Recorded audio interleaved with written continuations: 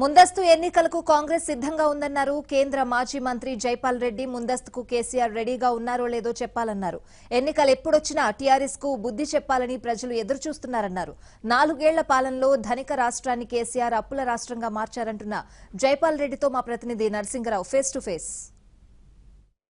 ముందస్తు ఎన్నికలపై ముఖ్యమంత్రి కేసీఆర్ ఇచ్చినటువంటి సిగ్నల్స్ పై స్పందించడానికి కేంద్ర మాజీ మంత్రి కాంగ్రెస్ పార్టీ సీనియర్ నాయకులు జైపాల్ రెడ్డి గారు ఉన్నారు. వారితో మాట్లాడదాం.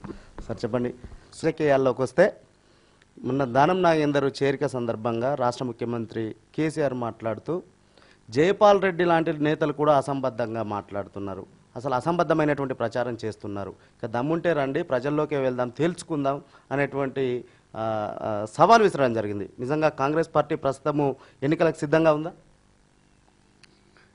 ఆయన ఉన్నాడా? ఆయన ఉంటే మాకెందుకు వార్నింగ్ ఇవ్వాల్సిన అవసరం ఉంది? ఎన్నికలు పెట్టేది ఆయన కదా, మేం కాదు కదా ఎన్నికలు పెట్టేది. ఆయన మాకు తెలియకుండా మేము మైమర్చి పండుకున్నప్పుడు ఎన్నికలు పెట్టాలా? మేము మైమర్చి పడినా మా ఓటర్లు మైమర్చి పండుకోలేదు, ఆయనకి వేసిన ఓటర్లు కూడా మైమర్చి పండుకోలేదు. వాళ్ళందరూ కూడా ఎప్పుడు ఎన్నికలు పెడతామా ఈయన బుద్ధి చెప్పాలని ఆలోచనతో ఉన్నారు. మన ప్రజాస్వామ్యంలో మన దేశంలో ఇప్పుడు ఓటర్లలో కొత్త పరిణితి కనబడుతుంది. ఎన్నికల ముందే చూపుతారు వాళ్ళ ప్రతాపాన్ని, లేకుంటే ఊరు కనబడతారు. ఈయన ఎన్ని స్కీములు పెట్టుకుంటే ఆయనకు ఆత్మసందేహం పెరిగింది.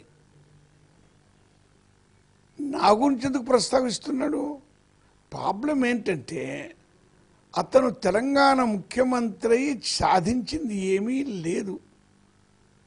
70,000 కోట్ల అప్పు ఉంటే 2,25,000 కోట్ల అప్పు తెచ్చాడు. ధనిక రాష్ట్రాన్ని రుణగ్రస్తమైన రాష్ట్రంగా మార్చాడు. ఇదంతా వచ్చేది దేనివల్ల? హైదరాబాద్ నగరం వల్లనే కదా. హైదరాబాదు నగరం తెలంగాణలో అంతర్భాగం చేసింది కాంగ్రెస్ పార్టీ కదా.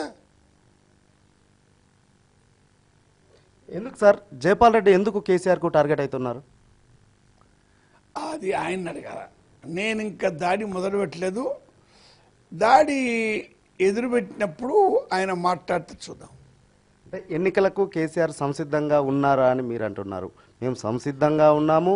వారు అసంబద్ధంగా మాట్లాడిన ప్రతిసారి కూడా వచ్చిన ఉప ఎన్నికల్లో టీఆర్ఎస్ పార్టీ గెలిచింది. స్వయంగా వరంగల్ ఉప ఎన్నికలు వచ్చినప్పుడు, లోక్సభ ఉప ఎన్నికలు వచ్చినప్పుడు జైపాల్ రెడ్డి అసలు కేసీఆర్ను పట్టుకొని ఎక్కడున్నావు నువ్వు కేసీఆర్ అన్నారు. ఆ సందర్భంలో ప్రజల్నే తేల్చుకోమని చెప్పాను, ప్రజలు కర్రుగాల్చి వాతపెట్టారు, 4 లక్షల పైన మెజార్టీ ఇచ్చారని వారు అంటున్నారు.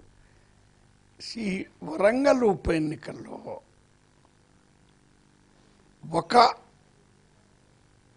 ఒక ఉద్యమంలో లేడన్నాను. అదేమైనా సాగర్ తీరమా, సాగరహారంలో లేడన్నాను తప్ప ఉద్యమంలో లేడని చెప్పలేదు. నేను ఆనాడు చెప్పాను ఉద్యమం నడిపించాడు, ఆ క్రెడిట్ ఉంటుందని చెప్పి. కానీ నువ్వు ఉద్యమం నడిపించినావు, నువ్వు గేమ్ మొదలు పెడితే బాలు గోల్లో కొట్టింది నేనయ్యా. నా వల్ల తెలంగాణ వచ్చి చెప్పి నేను ఘంటాపథంగా చెప్తున్నాను. రమ్మనండి చర్చకు. బిల్లు పాస్ చేయించింది నేను లేకుండా తెలంగాణ బిల్లు పాస్ కాదు. నువ్వు ఇలా అంటావు. సీమాంధ్ర ప్రాంతంలో జైపాల్ రెడ్డి ఇంత పెద్ద నాయకుడిగా ఉండి తెలంగాణ బిల్లు పాస్ చేపిస్తాడా? ఉండవల్లి అరుణ్ కుమార్ గారు జైపాల్ రెడ్డి స్పీకర్ను మాయ చేసి బిల్లు పాస్ చేపించారని అంటున్నారు. నేను అప్రతిష్ట పాలైన ఆంధ్ర ప్రాంతంలో నాకు ఆ ప్రతిష్ట రాకుండా చేస్తున్నాడేంటినా తెలంగాణలో కూడా?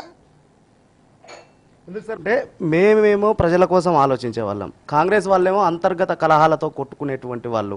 అందుకే వాళ్ళ పార్టీలో ఐక్యత లేదు, ప్రజల గురించి ఆలోచించే సమయం కూడా లేదు. అందుకే ప్రజలు మా పక్షాన ఉన్నారు అనేటువంటిది వారి వాదన. ఆర్గ్యుమెంట్లే కదయ్యా. ఇప్పుడు నేను చెప్పినా కేసీఆర్ చెప్పినా మాదంతా వాదమే కదా. దీంట్లో సంవాదం కూడా లేదు, వివాదం ఉందంతే. ఇవన్నిటికీ పరిష్కార మార్గం ఏంటి? ఎన్నికలే కదా, పెట్టుకుందాం రా చూద్దాం. మరి ఎన్నికలు వస్తే కాంగ్రెస్ నినాదం ఏంటి సార్? కాంగ్రెస్ నినాదం ఏంటంటే ఈ దుర్మార్గమైన టిఆర్ఎస్ పాలనను అంతమొందించాలా, తెలంగాణ ఇచ్చిన సోనియా గాంధీకి కానుకగా మనం కాంగ్రెస్ను గెలిపించాలి. కాంగ్రెస్ పార్టీ అంతకుముందు కూడా సంక్షేమ కార్యక్రమాల్లో, ఇరిగేషన్ ప్రాజెక్ట్స్లో, కరెంటు విషయంలో గొప్ప న్యాయం చేసింది.